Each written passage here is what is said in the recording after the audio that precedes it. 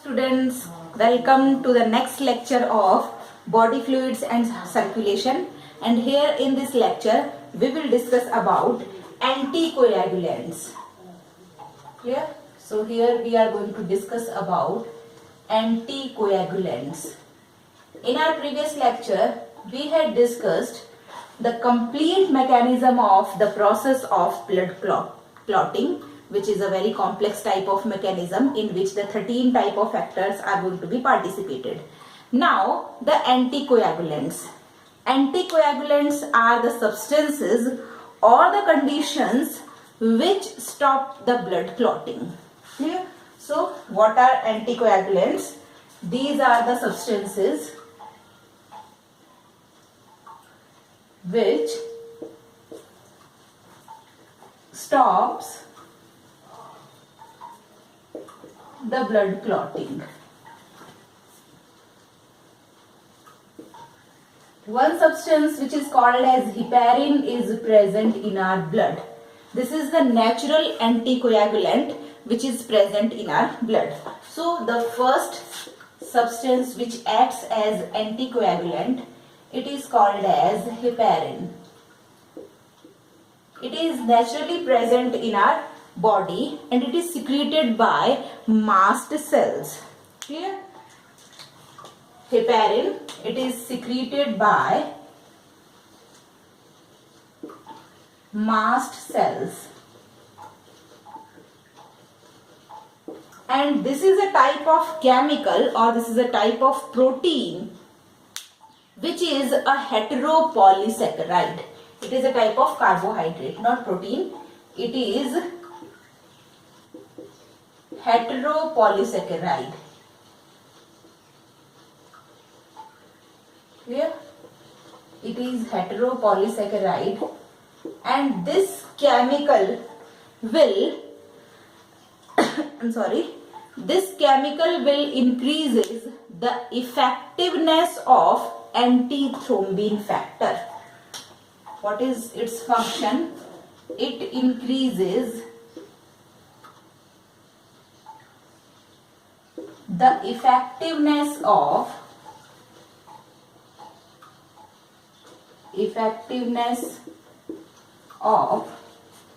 antithrombin, which is factor number 3. This increases the formation of antithrombin, and this antithrombin lowers down the formation of thrombin. What is its result? This antithrombin lowers down the formation of thrombin so that the clotting of blood is not taking place inside the blood vessels. Clear? So this is the first substance which is naturally present in our body and it is acting as anticoagulant. The second one is hirudin. The second chemical is hirudin, and this hirudin is obtained from leech. This is obtained from leech and it is also acting as anticoagulant. This is not inserted into our body, but when the blood transfusion is going to take place, then the donated blood is treated with hirudin to prevent it from clotting outside the body or outside the blood vessels. The third one is warfarin. The third chemical which is called as warfarin, and this warfarin is obtained from plants. Clear? And it inhibits the formation of factor 2, factor 7, factor 9 and factor 10. This warfarin is obtained from plants. And what is its functions? It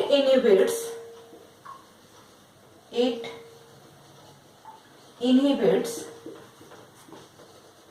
the formation of clotting factors like factor 2, factor 7, factor 9 and factor 10. These are the most important factors which are going to take part in the process of blood clotting, and this warfarin inhibits the formation of these factors so that the clotting of blood does not take place. It also lowers down the effectiveness of potassium ions. Clear? So warfarin lowers down the effectiveness of potassium ion.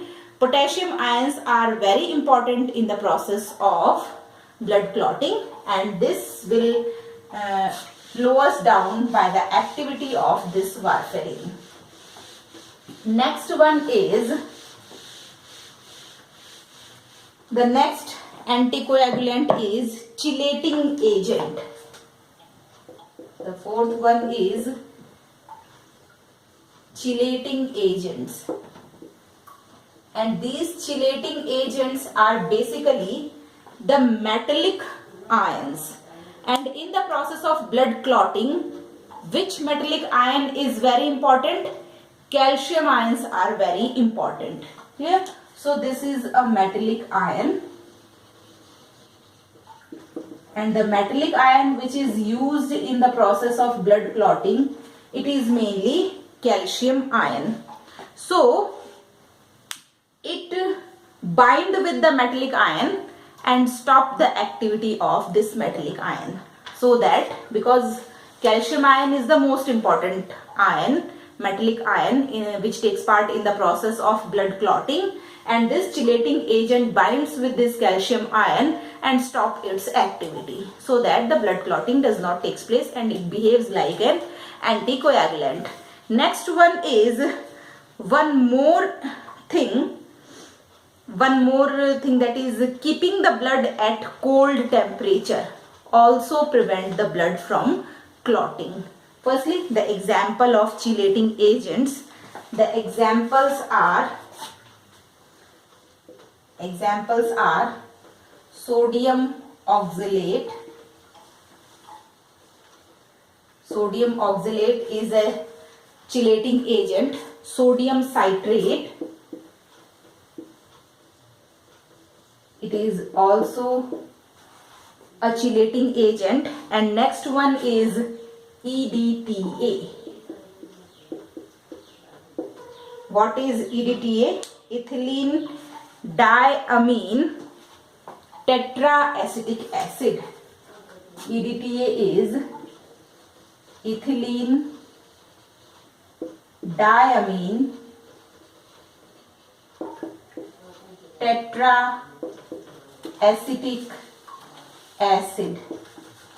Yeah. So these are the chemicals which are behaves like chelating agent. And the last thing, that is keeping the